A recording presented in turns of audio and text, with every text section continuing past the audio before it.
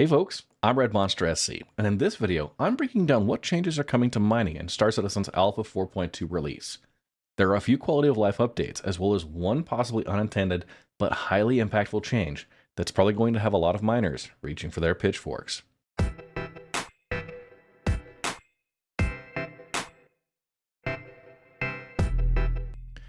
Before we address the real controversy, let's get some of the easy stuff out of the way.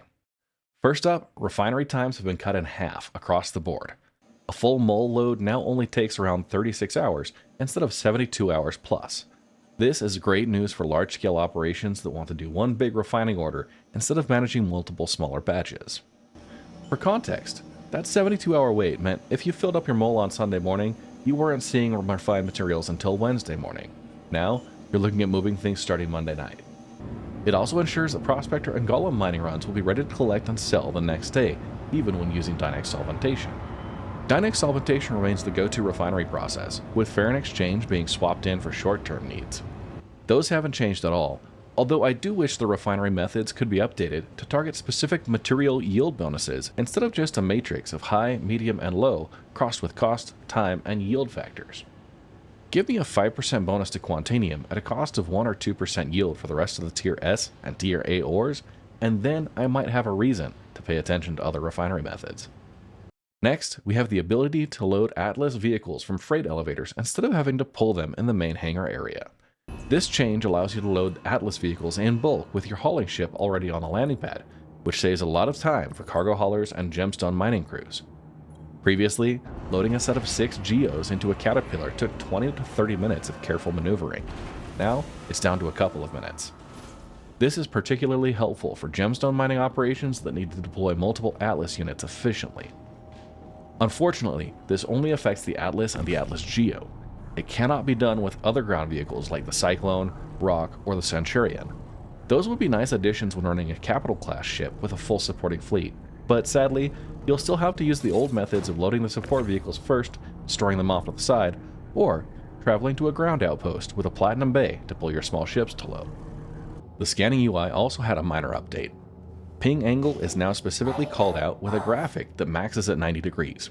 There's a signal strength meter included, and the active scan looks to have been updated to make it a little more clear when an active scan is in progress. For mineable deposits, the rock mass is still missing from the scan UI details, which means you're guessing at those values unless you're scouting in a mining vehicle. While the graphic maxes out at 90 degrees, I did confirm that 180 degree and 360 degree scan options are still available. They're just not represented in the new visual system. The Golem mining mode interface still has a text overlap for the resistance and instability numbers. While this isn't exactly game-breaking, it makes quick rock assessment more difficult and breaks character recognition tools like the regolith.rock's scanning application. Just a small note there on something I'd hoped to have been fixed by now. And lastly, we have the new Stormbreaker event, and while it's not specifically miner related, it's drawing attention away from the Half of Orbital Laser platform event. This should make it easier for smaller groups to run the Align and Mine Sandbox event to collect the rare Karenite, Jacklium, and Saldinium gems from the cave that opens up after you fired the laser.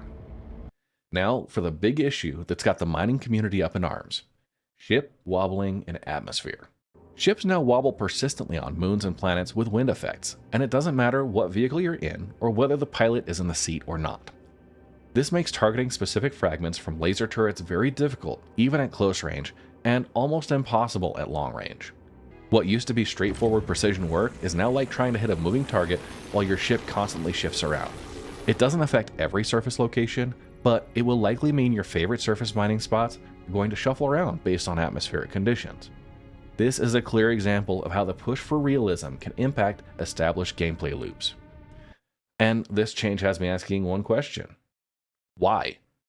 Fundamentally, this changes surface mining from a precision operation to fighting your ship's movement. As if balancing power against rock instability and server performance wasn't bad enough already, why not throw in some CSIG laser operators? It doesn't make sense that a highly advanced ship 930 years in the future doesn't have some type of active stabilization system to counteract a light breeze. There are far better ways to imply weather conditions to players than tossing them around in a simulated wave pool. So, what are your thoughts? Is the ship wobbling issue enough to make you park your mining ships and try something else for a while? Do you think cutting refinery times in half does enough to address the issues of mining at scale? And are there other changes that you've noticed that didn't make it into the patch notes? Leave your thoughts in the comments below. Maybe there's some valuable insights that can benefit everyone. With that, thanks for watching, and I'll see you Sunday.